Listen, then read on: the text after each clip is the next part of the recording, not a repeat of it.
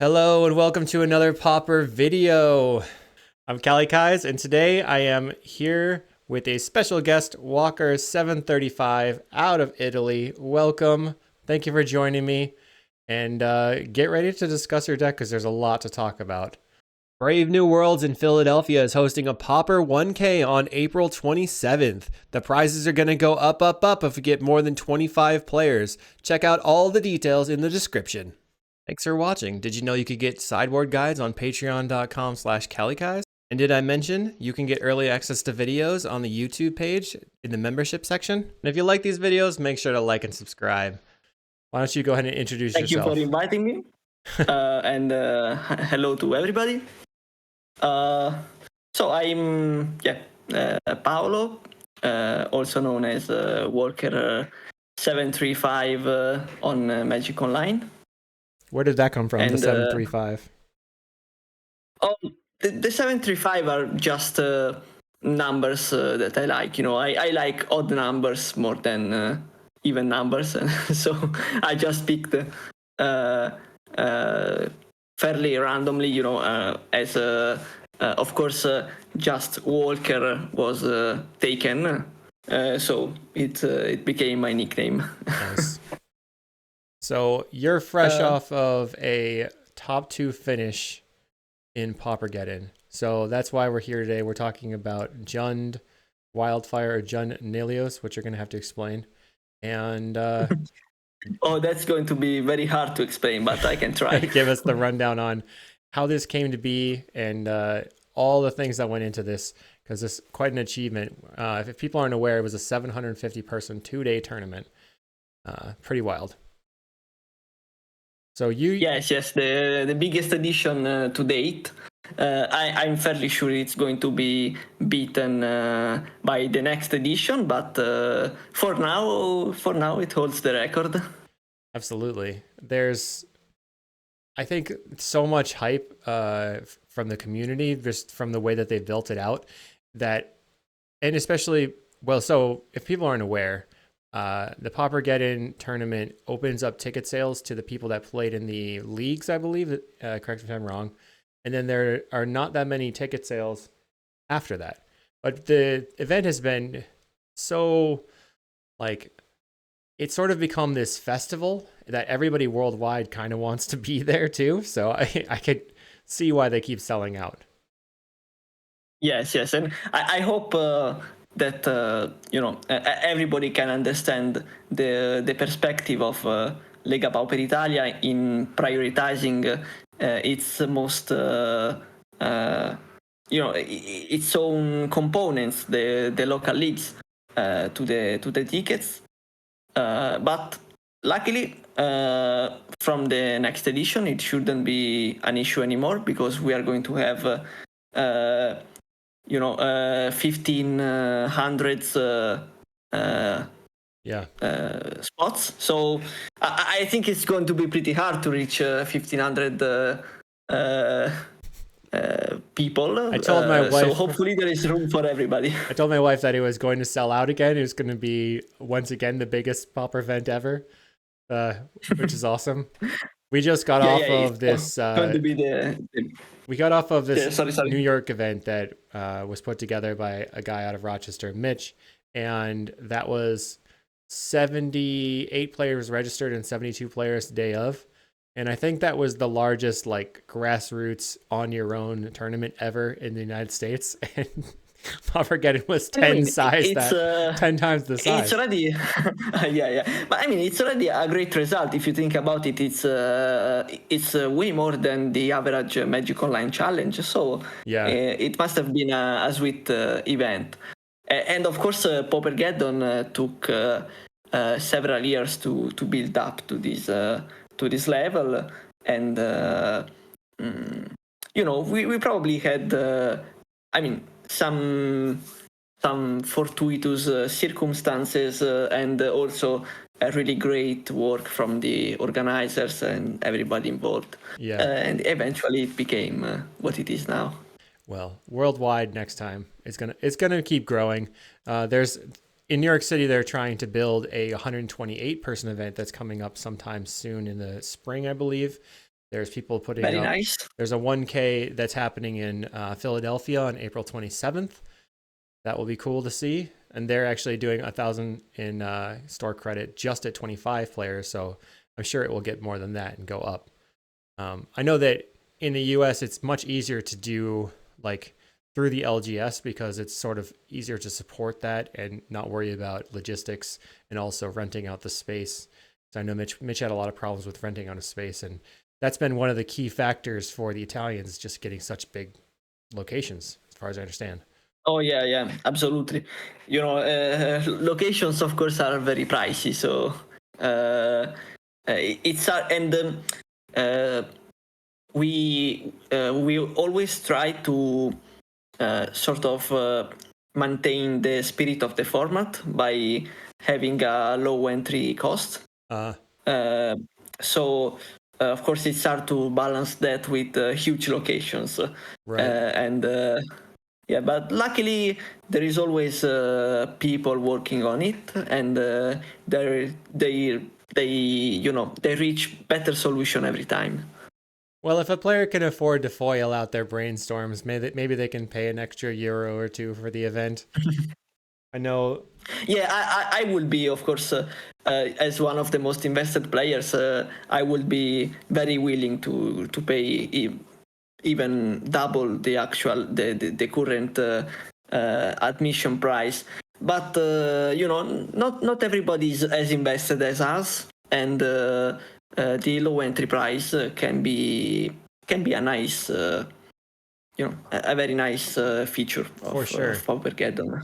So when you were looking, so I guess we can transition to the deck and your history. Last time I had you on, we were talking about Affinity when I was on Pondering Pauper. And if people weren't aware, I was trying to run a podcast about Pauper, which is why we're bringing this back right now. I want to talk to people that are deck experts and have really in-depth knowledge about things that have instead of specifically going over like what's the metagame, what's the challenge results. I want to talk about like the history of this deck and your history with it, and then like what you see moving forward from here. I know at one point we talked about how you used to be like an elves pilot, tried out some familiars, and then at one point you just had this this light switch go on that said, I think I'm just going to try to play the best deck.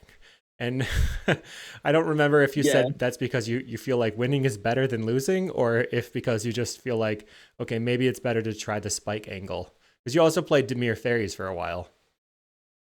Yeah, it's probably the moment in which my pet deck died, which was elves. Yeah. I kind of said, I'm not held back by my pet deck anymore, so I can try to find the just the best thing to do. Yeah.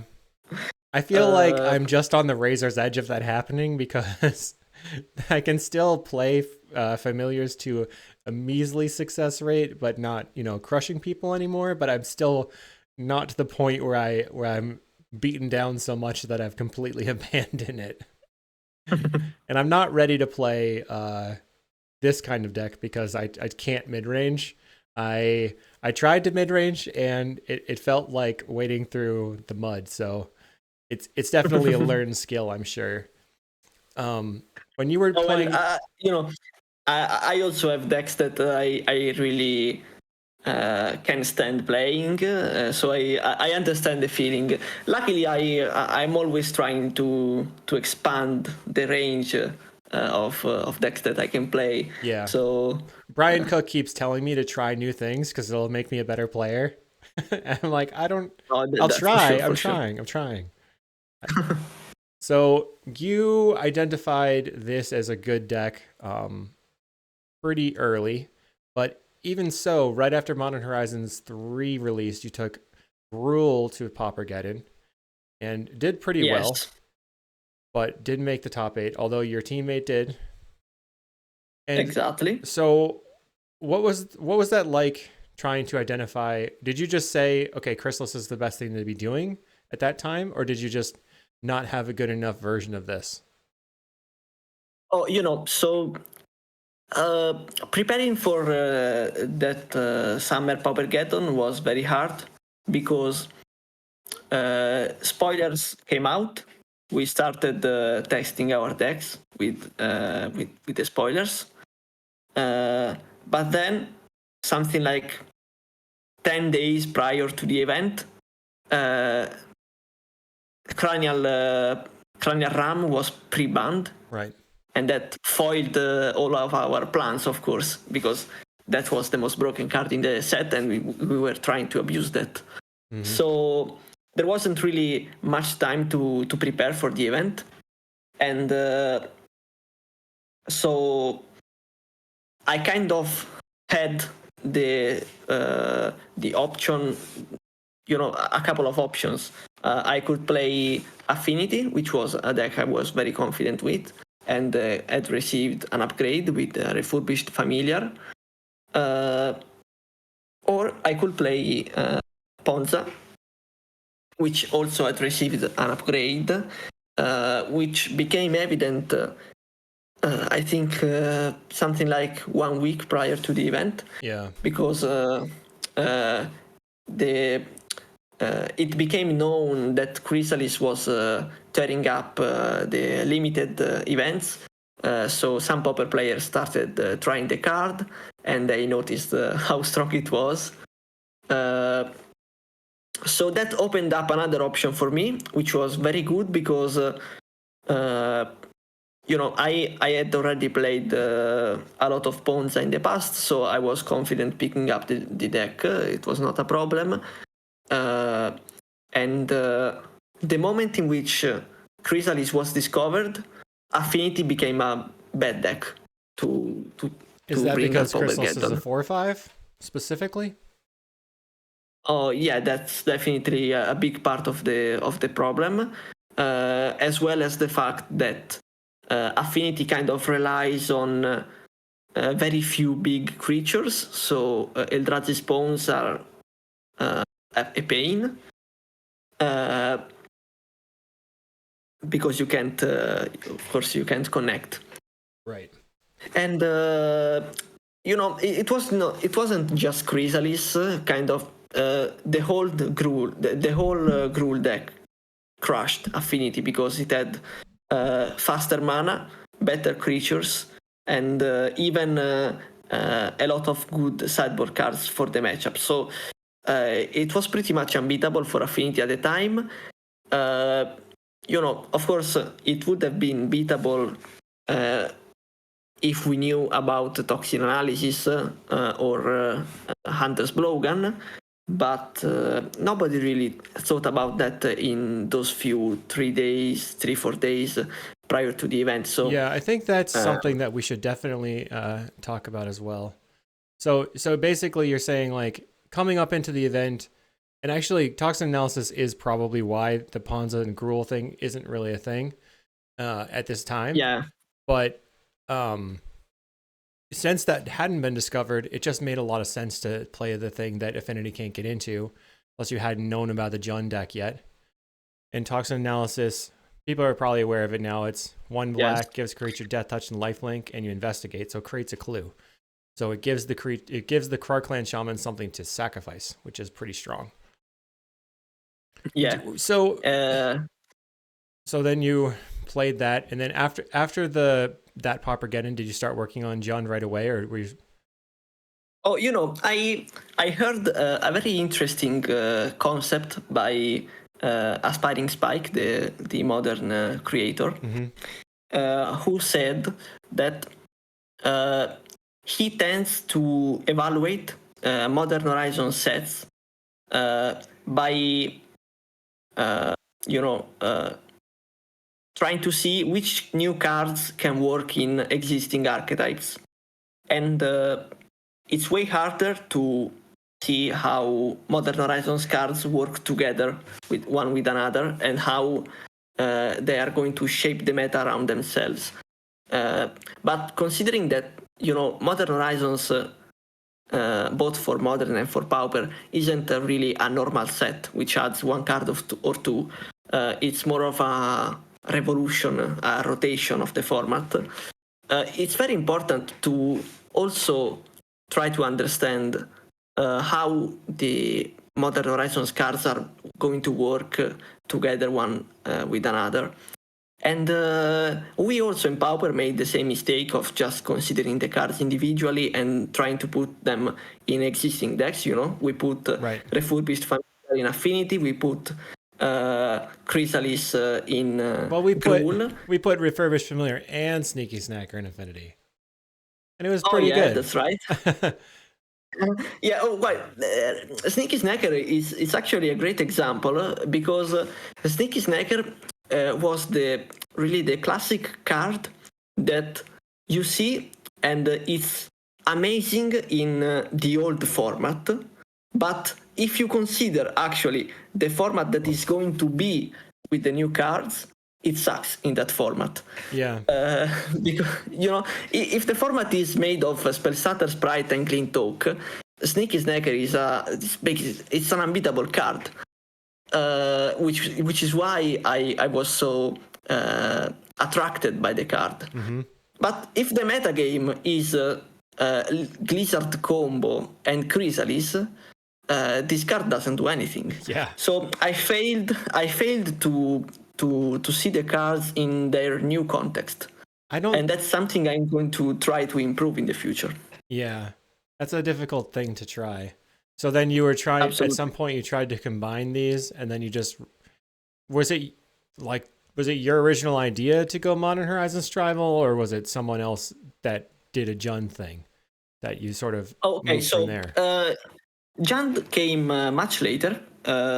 Before Jund, we had many developments in the Gruul deck. Yeah. We probably until August.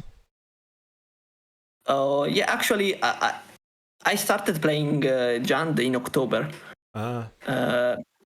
So, as a matter of fact, around September or October, I was pretty lost in terms of deck selection, because Gruul at that point had kind of failed me for several reasons. One reason is that the metagame had adapted, as you said, with the toxin analysis, and also many other things, Was toxin analysis something that you decided to try, or that do you know the player? There's a player in the Familiars Discord, I think it's Chensu or Chenjesu or something. Did they try it, or did you try it first? Like, how did that come about? Do you have any idea? I think it's pretty hard to know, because I think I saw pretty early in my deck. In my team. And then you felt like it was good, right? And then he put like 4 ofs and just started. He said he was crushing people with 4 Quarks, 4 toxins, and then from there it sort of took off everywhere. I definitely saw toxin analysis somewhere. I don't remember where I saw it. I'm sure that I didn't search for the card myself, so I took it from someone else. And of course, I liked the concept, and I tried it, and I really enjoyed what I was seeing.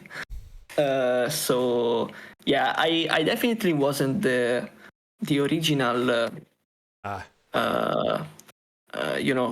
original discoverer of this card. Yeah. Okay. But I definitely, the thing is that this card really beats on the Gruul deck.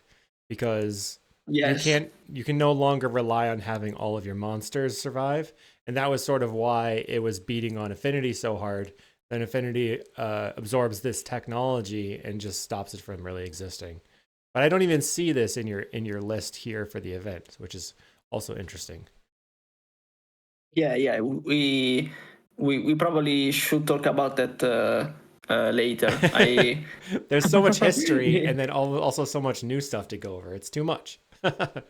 So you were lost in September, October, and trying to figure out what to do. Yes. So in that period, Clockwork Percussionist was printed. So I started playing some mono red, which was very, very good with the new card. but also, oh yeah, what I was mentioning is that not only Gruul was kind of metagamed out of the format, but I also kind of discovered that I wasn't as good at playing it as I believed. Because I was a decent Gruul player, but I couldn't really bring it to the top level that was required to do the results that I wanted. Do you think that that's a limitation of a more like mulligan-based deck, or specific choices that you were making? It's hard to say, but I think, maybe this is going to sound funny, but I kind of think that Gruul requires too much computational power for me. Because it's, it's a deck that... You're saying it's too big brain for you? I know it sounds very weird, but it's combat it's math. What I'm saying. It's combat math. It's trying to maximize damage output. That's the hard part for me. Yeah, like I think I'm pretty good at finding strategies, but that's not the hard part of Gruul. The hard part is more about maximizing combat and how you use your mana, and it's not like the combat of Cool Dota, which involves very small numbers and very understandable quantities. Mm-hmm. It's very weird because you have variables like the cost in Nyxborn Hydra, you have the initiative, you have you don't have interaction, so the board is just going to keep getting bigger and bigger, and things get very complicated sometimes. Maybe this isn't a perfect explanation of why I can't play the deck, but I can play the deck, but why I can't play it at the level that I would like. Makes sense. But I think that this is certainly part of the reason, and part of why I was able to recognize this is that I saw Giorgio Combo play the deck much better than me. So at that point, if I play a deck, I want to play it at the highest level, and if I see that I can't play the deck at the highest level, which I recognize that exists because I see that this level in another person, I don't really have any more reasons to play the deck. Yeah. So at this point, I cycled through also Cool Dota, and I also tried Affinity again, which was a very successful endeavor, since I went on a 23 match win streak with the deck. Nice. Which ended in the semifinals of a paper tournament against a teammate. Wow. And so I at that point I kind of realized that mid-range dispute-based deck was still viable. Which, if you think about it now, it's not really a great discover, but at that point, for me, it was important to be reminded of that, and so I started considering Affinity for the Pauper Geddon in November. Although I wasn't, fully convinced yet. By that point, I saw that Tommaso Loss, former finalist of Pauper Geddon twice, was trying this this new deck concept that came from Padua, a city here in Italy. Okay. Which was, the concept was to upgrade Giant Gardens with an artifact package, because it was becoming evident that Refurbished Familiar was a really, really good card against Cool Dota, since it generates card advantage, not in a way that that makes new resources for you, which is useless against Cool Dota, but it generates card advantage by taking resources away from the opponent, which is very good against Cool Dota. Okay. So, since they had identified that Gardens was fairly well positioned in the metagame, as it was good against Glee, but it had this very big Cool Dota problem. They tried to add an artifact package to Gardens to fight Cool Dota. Okay.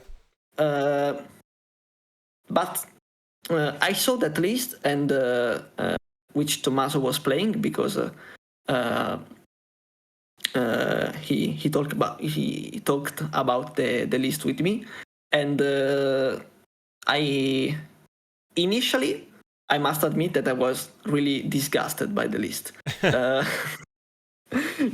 not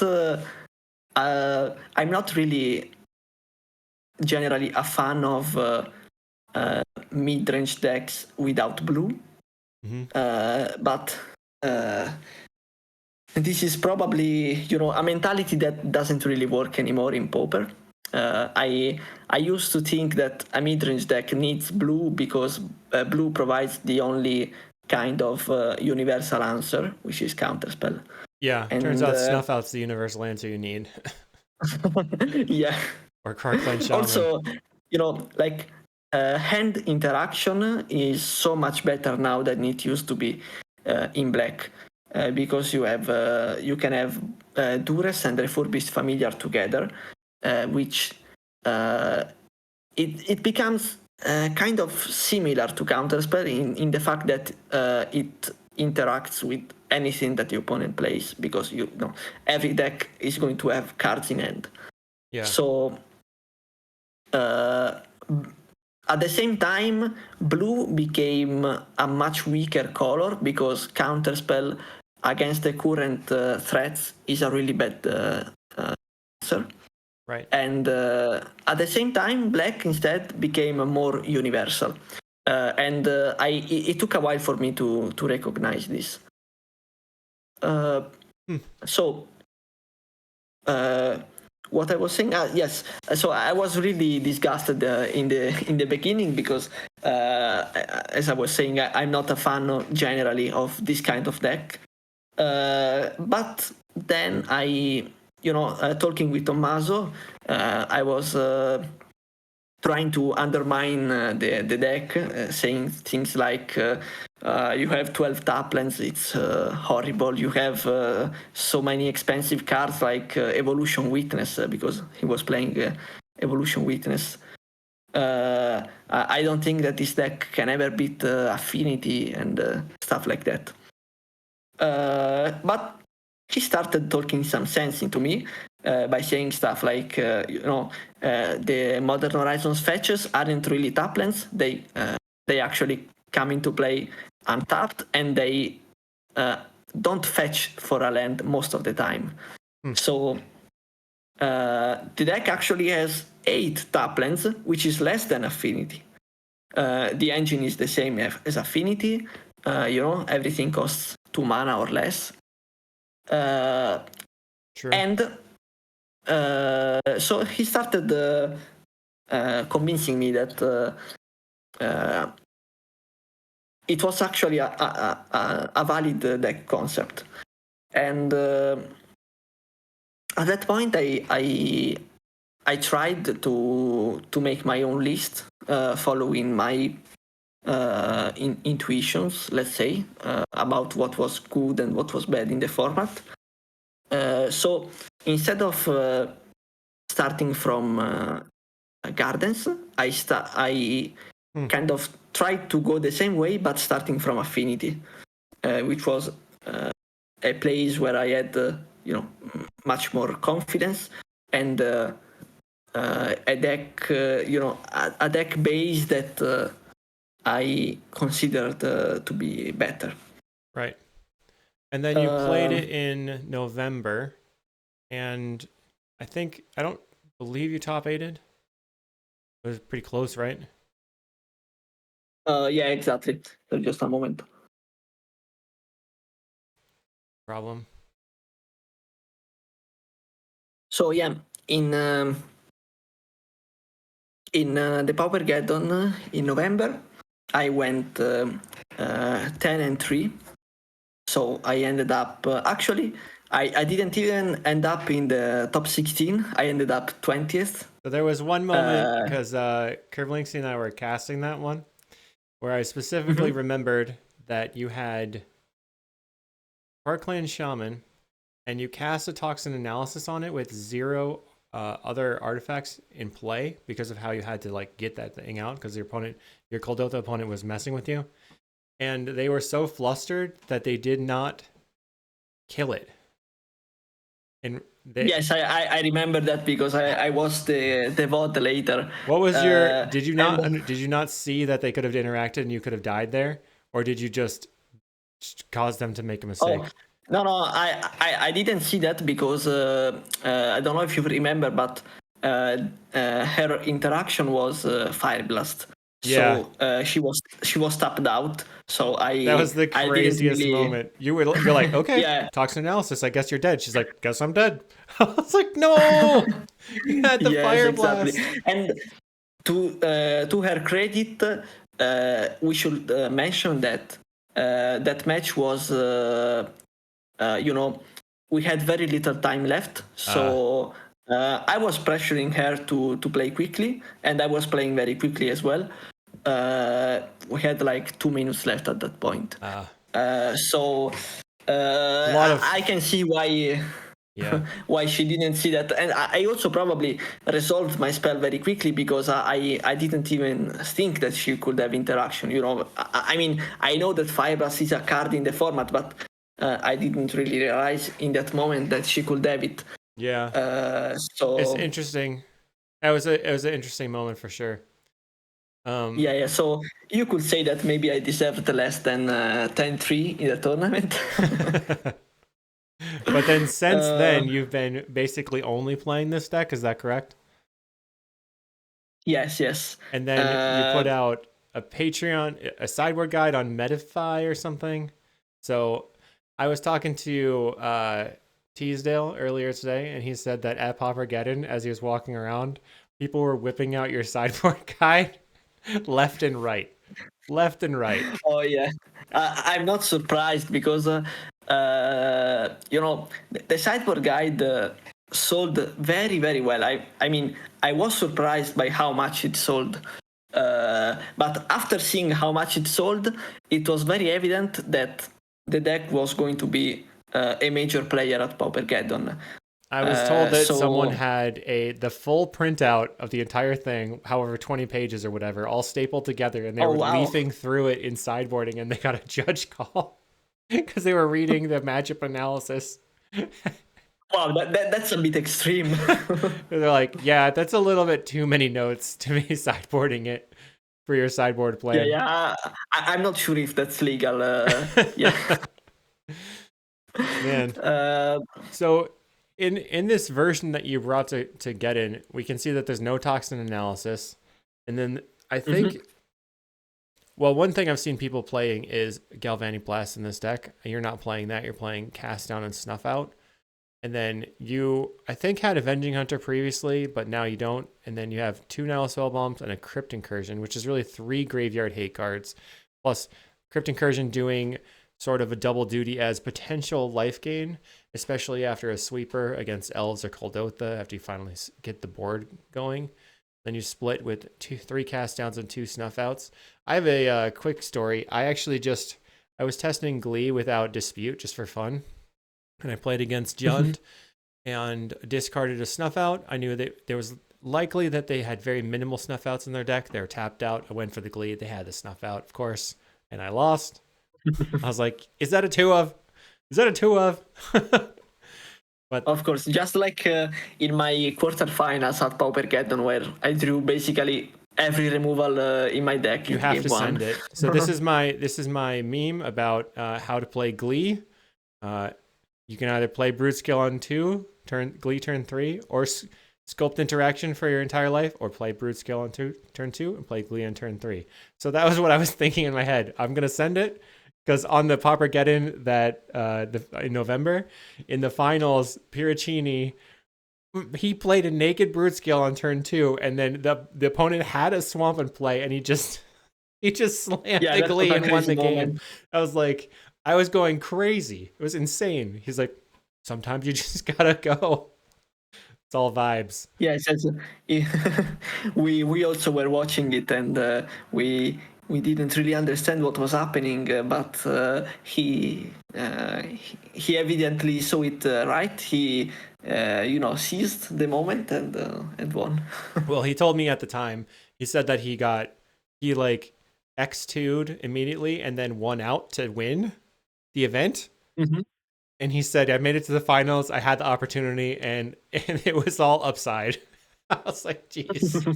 That's crazy. But I mean, wow. This year in the finals, in the top 8, everybody split, correct? And then you played for glory. Yes, but it's a very common practice to split prizes for Pauper Geddon. Right. So I don't recall any edition in which prizes weren't split, but that's if I split and I have the opportunity to like make it or break it at that point, I think like. You're not really showboating, but at the same time, you're giving yourself the opportunity to just really rub it in, which I think was hilarious. Like you already got the money, might as well. Yeah. Who needs the trophy, right? Well, sorry. So how did you come up? Yeah, I would have liked the trophy. I must admit, but yeah.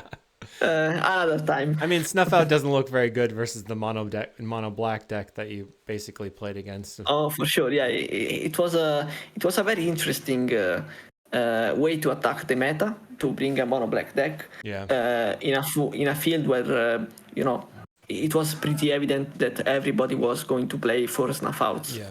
So that was a clever choice by my opponent. So your deck. I mean, I don't think there's anything too crazy. One interesting thing to me is there's 2 Lembas and 2 Nile Spellbomb. So let's talk about it for the people listening at home. You have 8 bridges that are the 4 black-red, 4 green-red, 3 swamps, a mountain, and 2 forests. For the video, I've upgraded to the pixel lands because they're my favorite. The 4 Twisted Landscape and then 2 Vault of Whispers. So it's really 5 untapped black sources. Plus the Twisted Landscapes, where the Vault of Whispers is a potential dispute target and also can make the Refurbished Familiar come down a little bit earlier, as well as cast the Refurbished Familiar, right? Mm-hmm. Plus it casts the Blood Fountain on turn 1, so you have more untapped black sources for that reason specifically.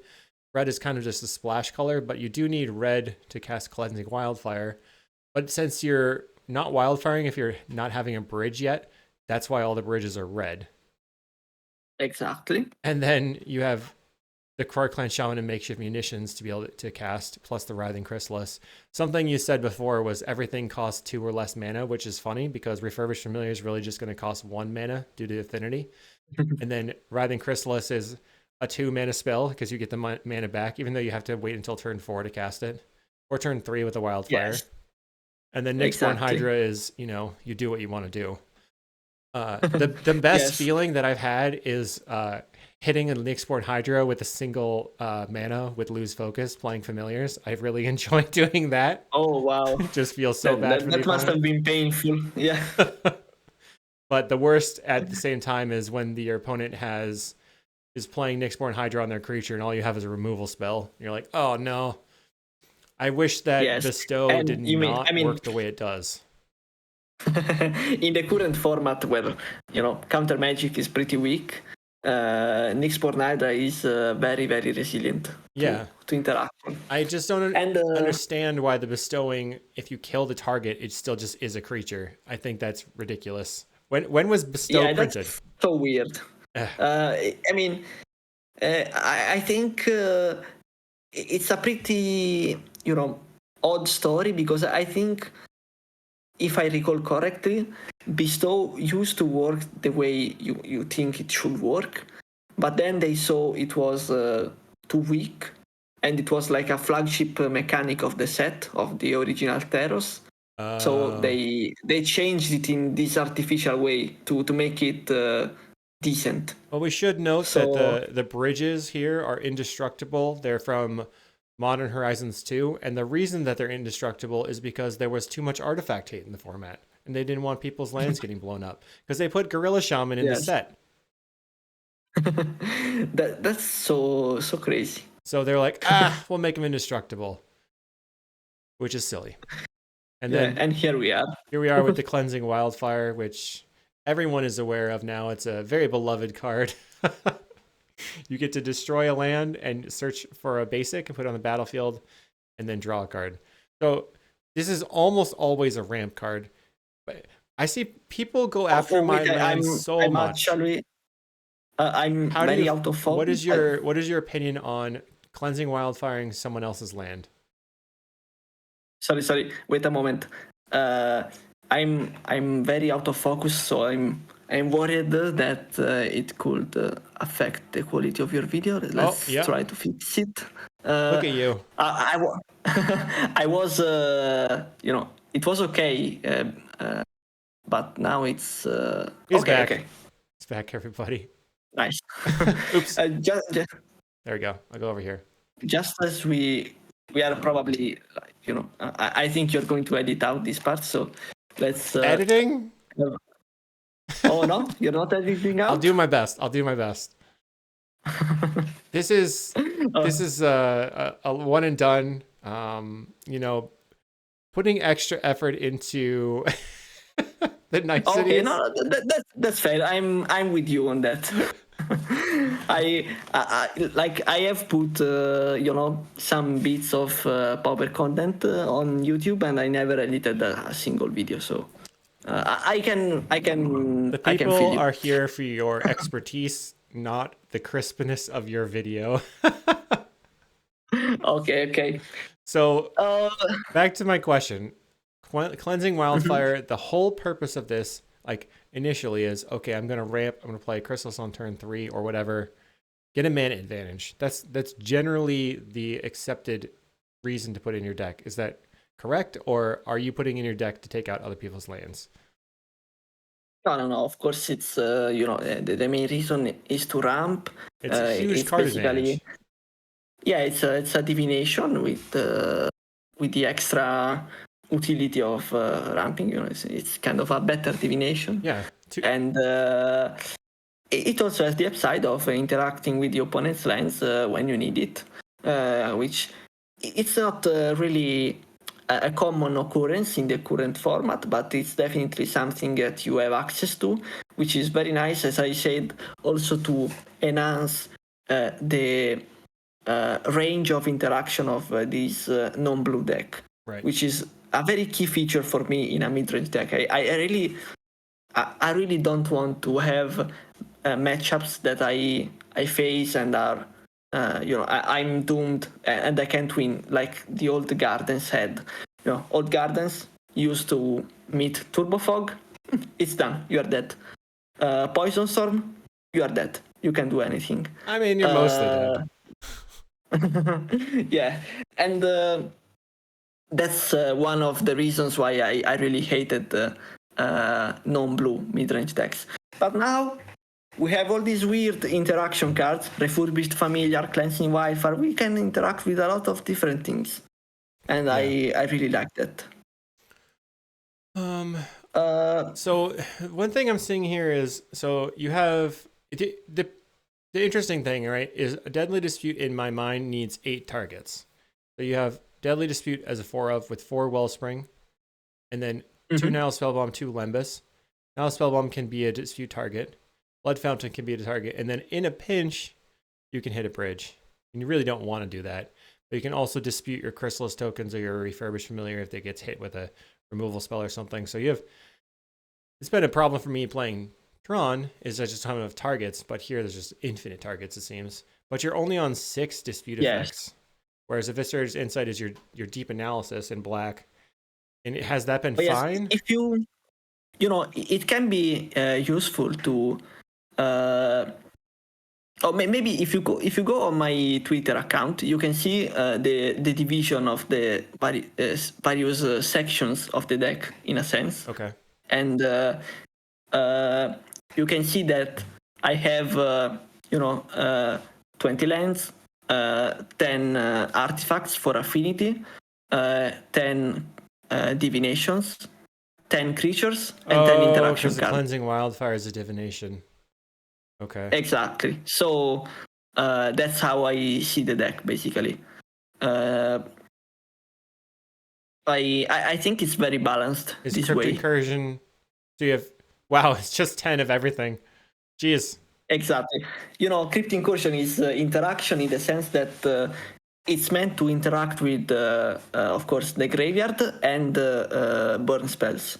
So it's, in a way, interaction. Wow. It's it's very balanced. How are you actually coming up with these numbers? Is it just repetition and vibes, or is it like mathematics because you're a graduate student? No, it's not very scientific, this process. I didn't build the deck with these numbers in mind. I just noticed that trying, I kind of settled on these numbers eventually. And when I did, I started noticing it, and I really liked it. This geometry. Yeah, for sure. So I kind of stayed on that lane. But for example, the choice of playing 2 Lembas wasn't exactly made because I needed artifacts number 9 and 10 to make the deck look nice. It was made because I wanted 10 plays on turn 2, which are, in this case, Wellspring, Lembas, and Cleansing Wildfire. And when I only had Wellspring and Cleansing Wildfire, I felt like the deck wasn't consistent enough on turn 2, which is basically the most important turn for mid-range. And I really wanted to do something on that turn. So I added the 2 Lembas, and I have been pretty happy with them since. Interesting. Yeah. So, all these kind of small decisions, how many removals to have in the main deck and how many in the sideboard, eventually it all came down to this. And it was pretty nice to see this balanced structure. Yeah, if I hadn't considered... Because when you said Cleansing Wildfire as a divination, I've never heard anybody say that like that, but it does make sense because it's drawing you a land that goes into play and a card. That makes a lot of sense. I didn't think about it that way. So 10 divinations is huge, because otherwise I would have been like, okay, why are there not 2 more Eviscerator's Insights here or something else? Because it just doesn't seem like enough. All of a sudden now it is. Yeah. Then, of course, there are also, some cards that belong to more than one group, like Icor Wellspring is a rock for affinity, but it's also a divination. Yeah, so that's been just huge, having, an additional... It's essentially a Knight's Whisper that's like on loan, which has been pretty big. Plus having the makeshift munitions to sacrifice it, or even the Car Clan Shaman to sacrifice it later if it gets kind of stuck on the battlefield, is pretty big. Yeah, Icor Wellspring is such a broken card in the current format. It's amazing. Like, in my guide, I have also, put some mulligan scenarios. And, of course, it's quite self-evident to keep hands with turn 2 Wildfire. But I also specifically insisted that turn 2 Wellspring is also kind of a broken start. So you really want to keep basically any hand that does turn 2 Wellspring, regardless of what else you have. You know, like 5 lands and Wellspring, that's amazing. Or mulligan to 4 land Wellspring Dispute, you win. Yes. So of the Deadly Dispute and Ichor Wellspring combination, do you think that one of these is stronger than the other? Like, it's got to be the Dispute, right? Or do you think the enabler of Dispute really is where that is? I think it's very hard to judge. Both can have their argument. In the end, they're both pretty essential, and if any one of those two gets hit, I think that this deck and many others are going to feel it very hard. Right. People say that Dispute is replaceable, but it's not really the case. Yeah, when I was trying to test a no Dispute Glee deck, it definitely felt low power. Just because you have the option to ramp or fix or have it cost 1 mana. There's a lot of things going on there with Deadly Dispute. For sure. Yeah, I guess the ramp is very relevant in Glee. You are right. Here the mana fixing part is more relevant, but in Glee it's probably very relevant to have access to a certain quantity of mana on a given turn, and treasures really help. It also helps you keep like 2 swamps, Wellspring Dispute. You can play a green or red source. I think that's pretty big. You can see also in Cycle Storm, there's a lot of, we were playing basically mono black with 4 petals for Deadly Dispute, able to cast all our spells. So that extra Lotus Petal is a big deal for sure. Oh yeah, the Glee list with red and no red sources is so funny because it's held together by Deadly Dispute. I'll move. I don't want to pull it up because it gets rid of this, but the reason that exists is because I wasn't playing Malevolent Rumble. I was playing 1 red source because I'm not playing Malevolent Rumble, which can mill over your red source. I have the 4 landscapes and 1 mountain. So it's really 5 red sources, plus the 4 Deadly Dispute, which makes it 9 red sources. And I also had 2 Refractors in my deck, which puts it up to 11, which is pretty good, I think. But then people took my mana base and put 4 Malevolent Rumble, and then they mill over their forest or their mountain. They're like, why this seems terrible? Yes. But from my point of view, the mountain is also very fragile because I can destroy it with Cleansing Wildfire now that I know that they only run 1. But anyway, it's a deck that works, and now they also have Shambling Gust for red mana. Yep. But it couldn't exist without Deadly Dispute. Neither your version or their version. There's a lot of synergy happening, I think, now to enable these really, really powerful things. And it some of the decks don't have quite as much synergy, but your deck also has an insane amount of raw power level for sure. With, like I said, Modern Horizons Tribal. So you have Modern Horizons, Modern Horizons, Modern Horizons, Modern Horizons, Modern Horizons, Modern Horizons.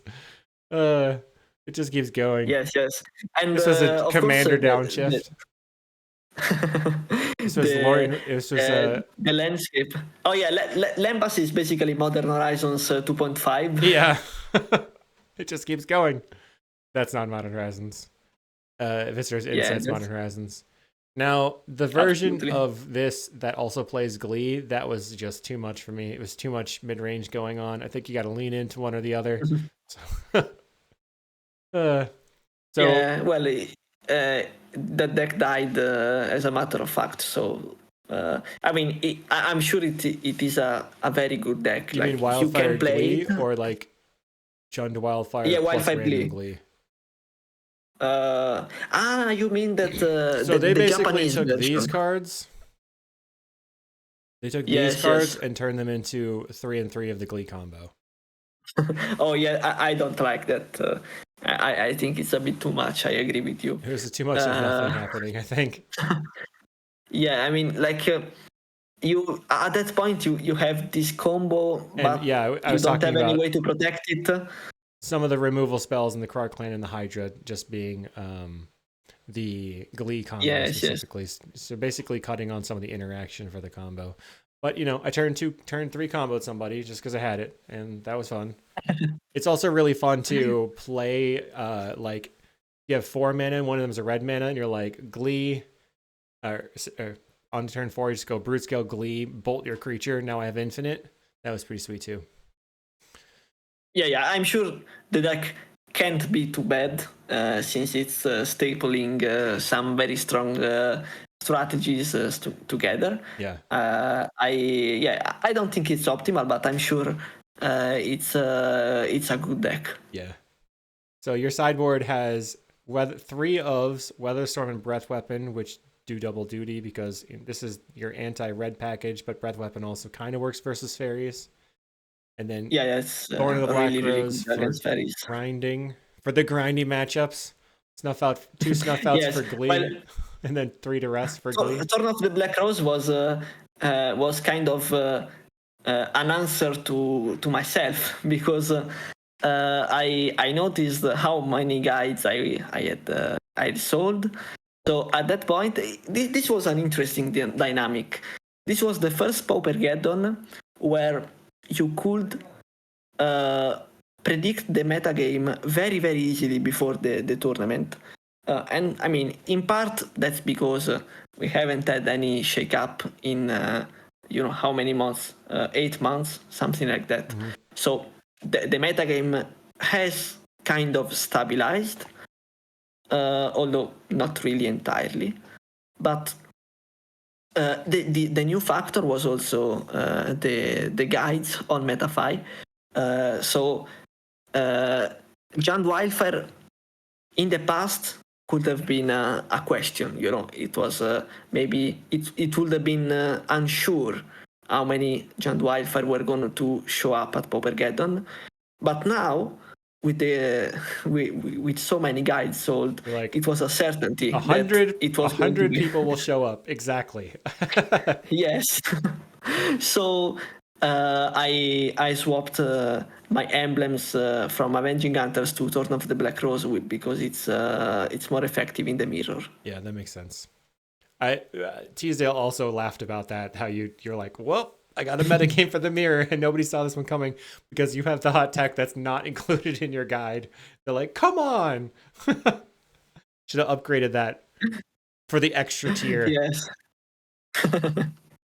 Well, I mean, in the guide, it is said, of course, that this is a reactive deck, so there is no fixed list, and you should always update your list exactly for the tournament you are going to participate in. Right. So I just follow with my own advice. Nice. How often are you thinking? So, like, we had some. I feel like every time I look at somebody else's list and they talk about all these interactions, that were these things that you considered for a long time or you understood after trying it for a long time? Like, okay, Crypt Incursion is my 3rd life gain spell, also my 3rd Graveyard Hate, also Sword of Interaction. And you're like working these things. I definitely think that playing a lot helps because when you play a lot, you start understanding what are the weak points of the deck, the angles from which it can be vulnerable, what are the problems, and once you identify that, you can try to get solutions. And when you try to get solutions, it's you start facing the problem of limited deck size, right? And of course, then you have to start figuring out which cards solve multiple problems at once. Yeah. And how many slots are required for each problem, and how you can interview interweave. I'm not sure the interweave. Yes, these all these things. So yeah, I think it's something of both. Like you have to actively reason about it, but you also need to play to understand really where you want to go. Yeah, that makes sense. Cool. So, is there anything that stood out specifically from your tournament run that you thought was a good moment, or like just when you talk about what happened in the event, you're like, oh man, this happened? I mean, it's funny because the games from my tournament, I don't think they were particularly out of the ordinary. Mm-hmm. They were pretty routine games of Giant Wildfire, which is not something common, because it's very common for something exciting to happen either way in a tournament so long.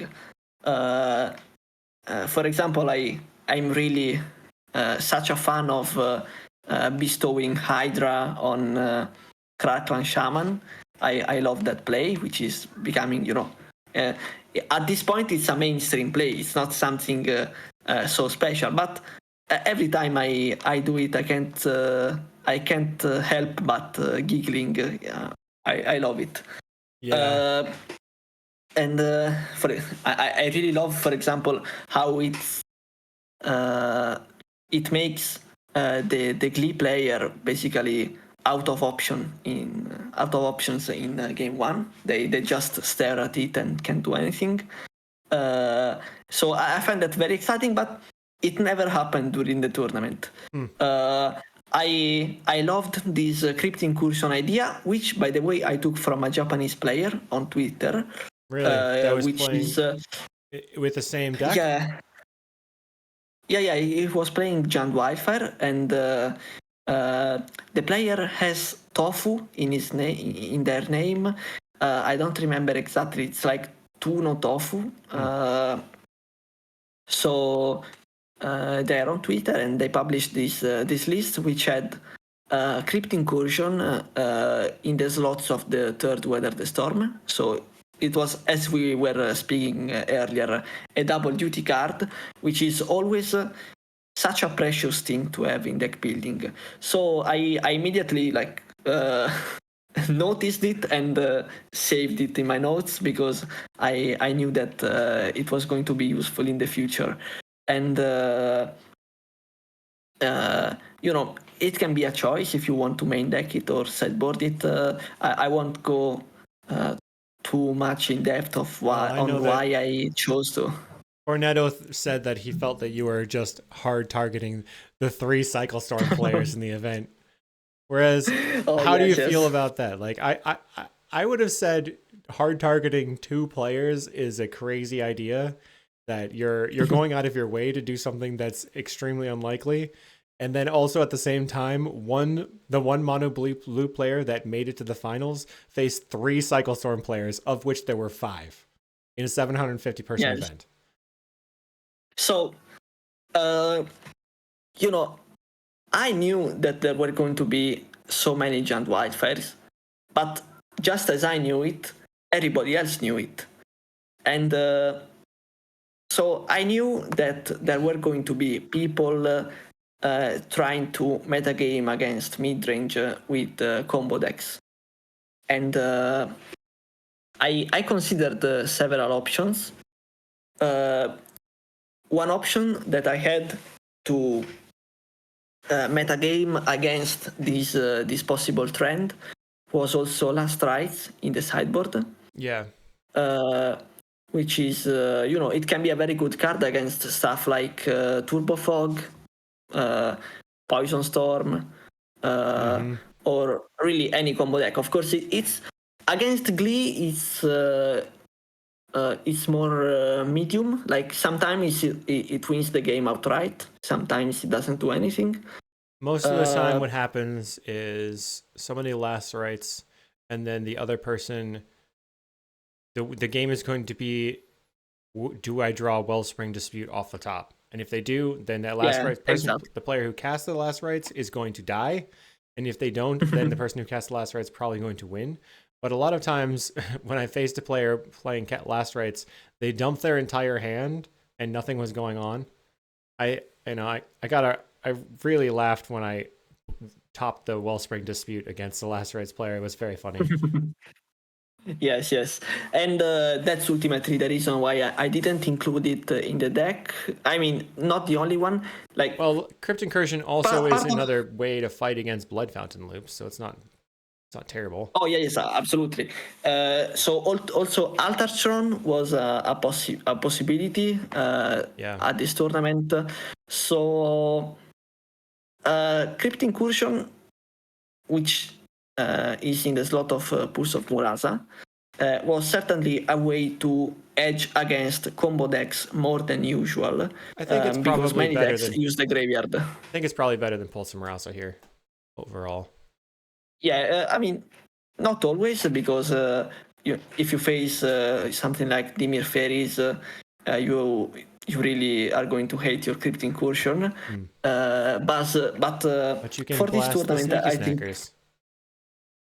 Oh yeah, now you can do that. That's true. But so let's say Mono Blue Terror instead. That's yeah, they don't really care about creatures in their graveyard. Yeah. So it can be a metagame dependent card, but in this metagame, I knew that against midrange it was going to be nice, as I was going to exile their creatures for Blood Fountain. It was an additional tool that I could have against combo, and I predicted combo not only to be present, but also to do very well because of the high presence of Giant Wildfire. So I was, as I said to Cornetto, I was expecting some Cycling Storm players to reach the high tables because Cycling Storm also had the advantage of being good not only against the mid-range deck, but also against the tier 0 deck that was going to be the most popular deck, which is Glee. Right. So they only had to dodge Mono Blue Fairies, which was predictably the third most popular deck.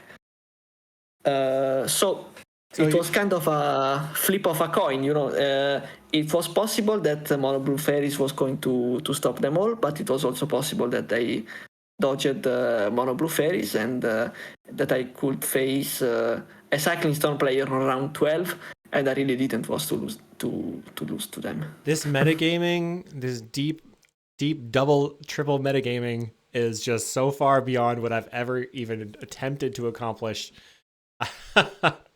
I feel like this slot is perfect for that, and it makes a lot of sense. Did it ever pay off during the games? During the event? That's the frustrating part. Unfortunately, the difference between Crypt Incursion and Pulse of Murasa was literally irrelevant in all 16 rounds. Did you ever draw it? Yeah, I did draw it sometimes, but when it won the game, it would have won either way, and when it didn't do anything, it didn't matter either way. Well, then that's perfect because you were prepared and it didn't matter, so you had the option. I mean, I stand by my choice. I think it was a good choice, but in the concrete games, it didn't do much. That's funny. So now after this Pauper Geddon, if you had the chance and there were no changes to the format, do you think you would consider still pursuing this deck specifically? Or do you think there's... Sorry, did you say after Pauper Geddon? Yeah. So now that Pauper Geddon has ended... well... I will definitely keep playing this deck. So you don't see anything else that you think is like promising to work on, or just you're having so much fun with this one now that you've gotten good at it and you have like this whole thing going on? I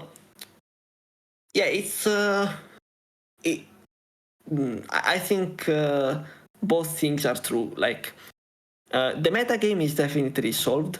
We know that there is a best deck, which is Glee.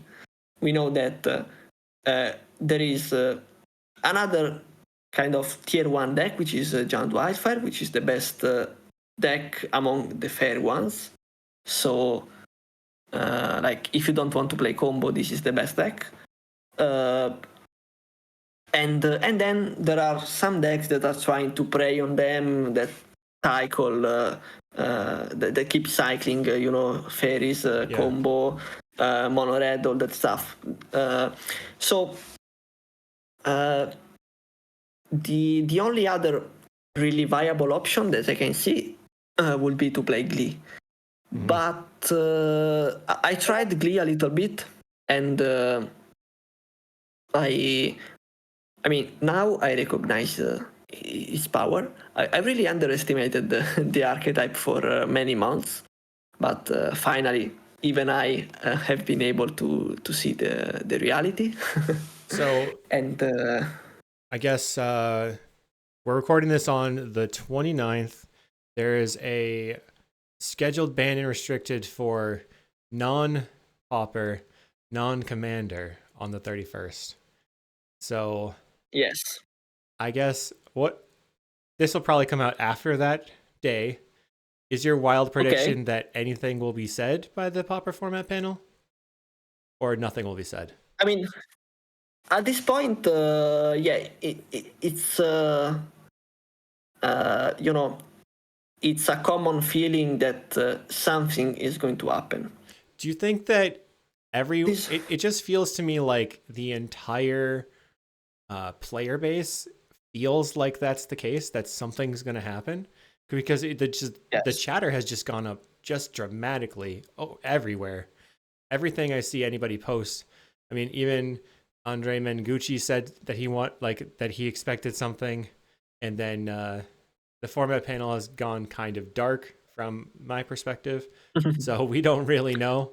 I did get to chat with Paige at the New York event, which was really awesome, and she was talking about how much discussion is constantly happening between all of them.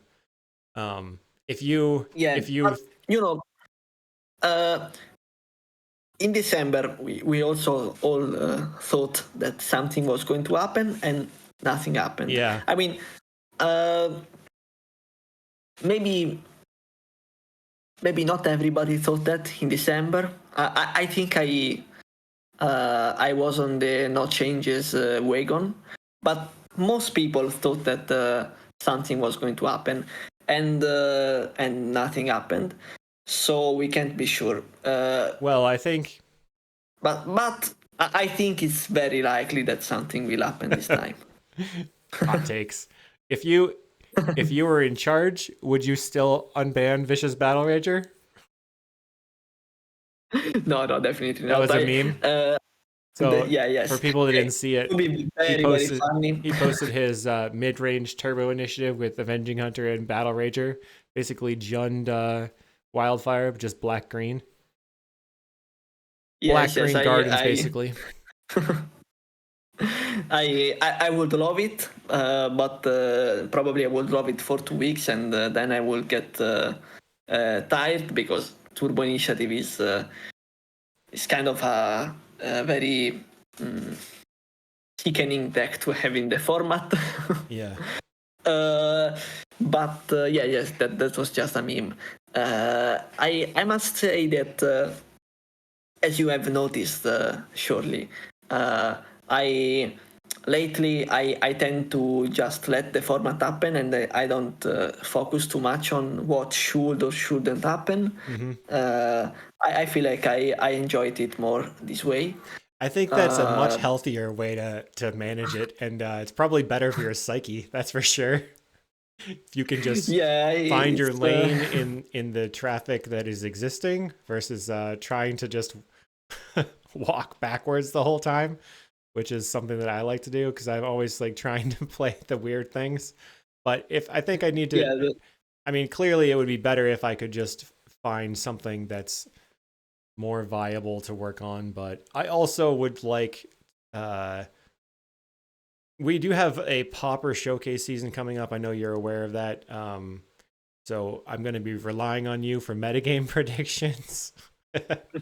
Is there one thing that you think would be fine to come off the ban list, or should or one thing that like people keep talking about getting rid of Glee would make everything worse, but I just don't really understand how that's the case. What do you think? Yeah, so as I was saying, I haven't put much thought into these matters. That's okay. That's okay. I thought if somebody said that they were going to unban Prophetic Prism, and I think that it would be an interesting thing because Prophetic Prism was banned specifically to nerf Tron. And the only thing that would be using Prophetic Prism right now would be Tron again. So they'd be like, they're basically saying, Tron was too good, but now it's like really mid, so we can bring it back. But I think it would be pretty fun to play the Familiars Tron with the 4 Refractor 4 Prism because it would be way easier to go infinite.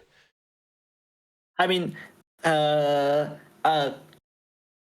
Tron thing is interesting because for one thing, I think that maybe many players started playing Pauper after the Tron dominance, so maybe then they don't remember that period, which was really crazy, in which Tron was really overpowered, unbeatable, basically. Yeah. Yes. When a player at the event said unban Prism, I looked at Paige and her eyes were like, "Are you kidding me?" She was like, "Ooh." Yeah. It's like, yeah, I think I understand where that reaction is coming from. We remember the period when the top 8 in Pauper Challenge was always Tron. So dying the slow death against Tron. But, I mean, maybe it's true that Tron could be balanced right now. I'm not sure because I'm always scared by that past. Yeah. But I think it can be a reasonable proposition to say that it will be balanced. Although you could also argue that Tron can be balanced, but it can never be fun. Because what about yeah, I don't know. It's very difficult to balance between fun and balance, and if there's things in the format that people already don't find fun and are apparently balanced, why not just put more unfun things in the format like High Tide and Drake and Tron? I don't care. It's just like, give me some more options. I think I think that with Tron you have a very objective argument that says that it isn't a fun deck. Although, I mean, of course, it's never objective to talk about fun, but this is a particularly non-subjective argument, which is Fogtron is not fun to play. You can against. That is true. No. By the way, I don't know if you remember. I was one of those always arguing that I had so much fun playing against Fogtron. Because I was playing elves. But let's not talk about that now. What I was saying is that Tron, basically any kind of Tron, tends to have very polarized matchups. Tron always either crushes the opponent or dies before it can do anything. So maybe it would not and I think that, for example, the format panel could really pull up numbers that really objectively say this. Like on average, maybe Grixis Affinity was the average distance of a matchup from 50% of Grixis Affinity. It's probably around 5%. They have many 55% matchups, many 45% matchups, and so on. What about Altartron? Altartron is probably 10%. They have 60% matchups and 40% matchups. Okay. So I think this is a kind of an objective way to measure how a deck can be unfun. But so like Cycle Storm I just or One Land Spy, it's like 90 and 3. So the spread is maybe, like 80%. Yeah. But of course, these can't be your only criterion. But I just wanted to throw it out there, which it's something that you can consider. Yeah, and it's not something that I've thought about before, so that's a good point. I like hearing other people's point of view and different things that they consider on these kinds of things. That's not something I ever thought about. Nice. So the other one thing that I wanted to talk about was, before we close out, now that it's been 2 years, I don't remember what you said last time. What is your favorite card of all time? Oh, it might be the same answer. I don't remember. I really love Quirion Ranger. I think it's She's probably always the in my same heart. thing. Is it because of the tapping on tapping? And just reusing your... Yeah, it's too much fun. Reusing all of your Timber Watches over and over and over. Have you tried the mono green, like the Nyxborn Hydra L's yet then? Or no? You know, I think I played a couple of leagues with it. I think it's... you know, it was a very clever way to develop elves, and I think it's clearly the best elves version right now, and it's a direction that I would have never taken if I was still playing elves, because I really loved the multicolor aspect of the deck. Yes, you were one of the players that would put like 7 different counter spells and duresses and like crazy stuff in the sideboard, which Benoro still does, but other players are playing mono green. But then when I see the player tap their Priest of Titania and then untap and then tap it again, tap their other Priest of Titania, they got 20 mana floating, I just hit the concede button because that Nyxborn Hydra's coming down. I don't want to get fireballed. Yes.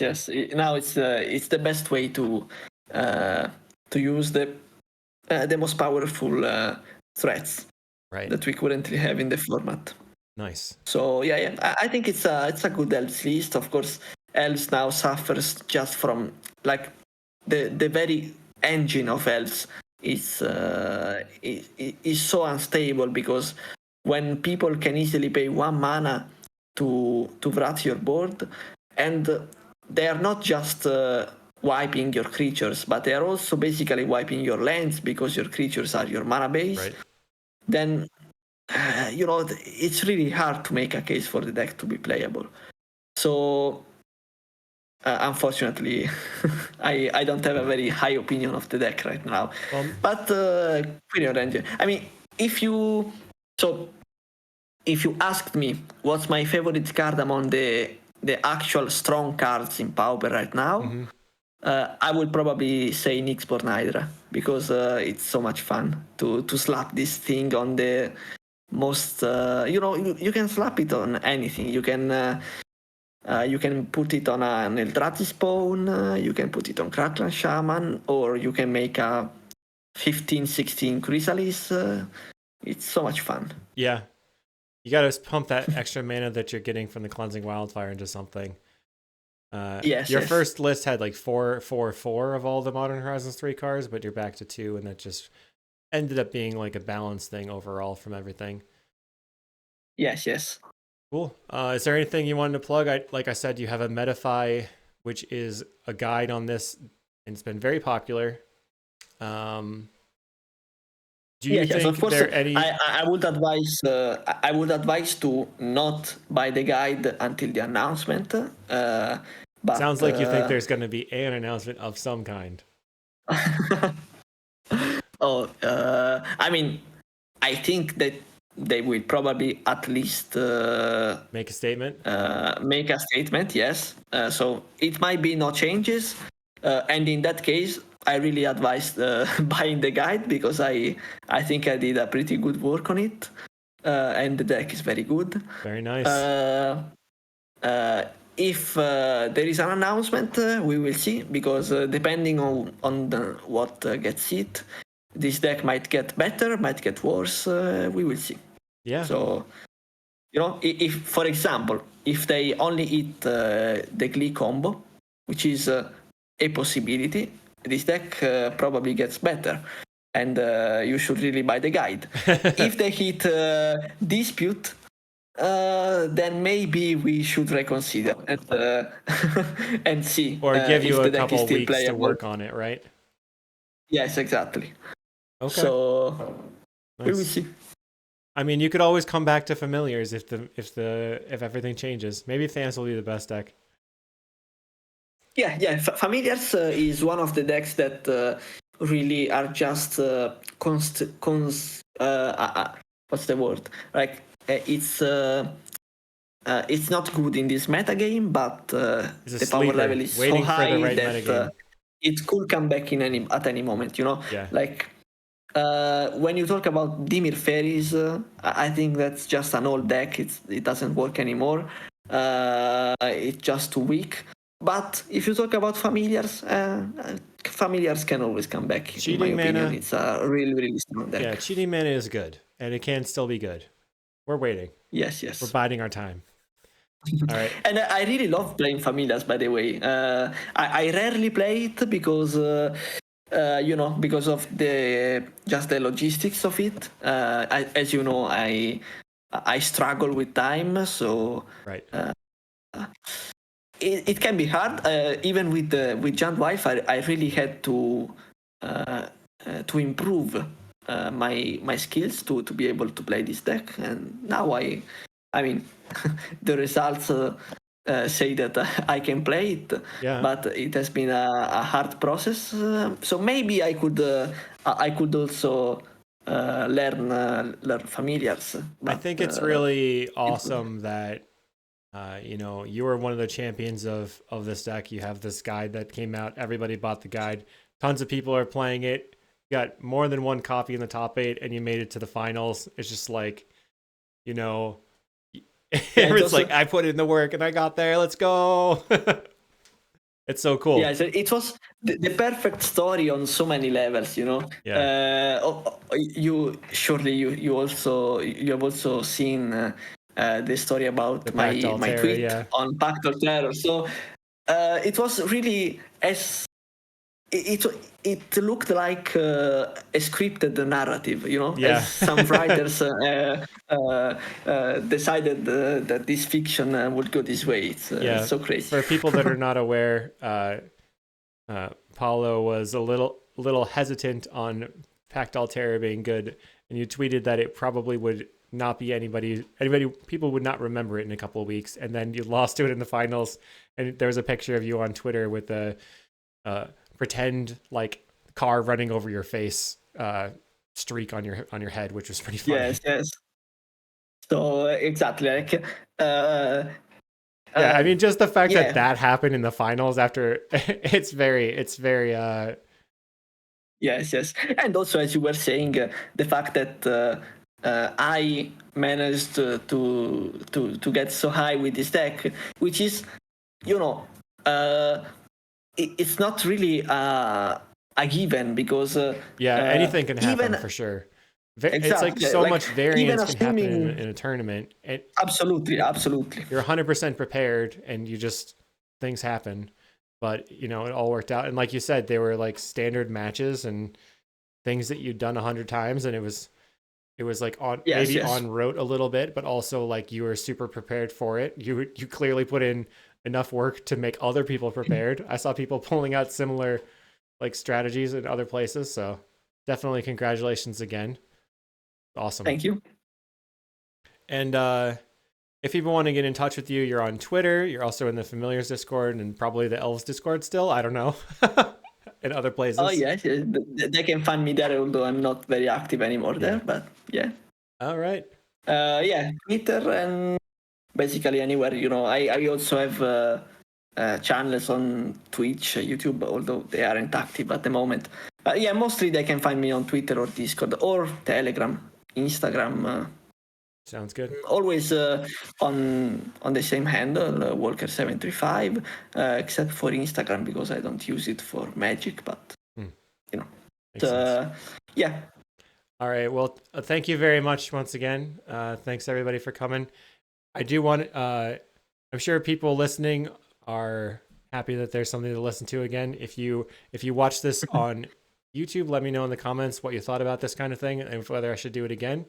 It's definitely better for me being able to do something that applies to both situations and for use of time wise, but getting all this information out and hearing the stories from the deck construction and your history and playing the tournament, it's all so cool. So thank you very much. And thanks everybody.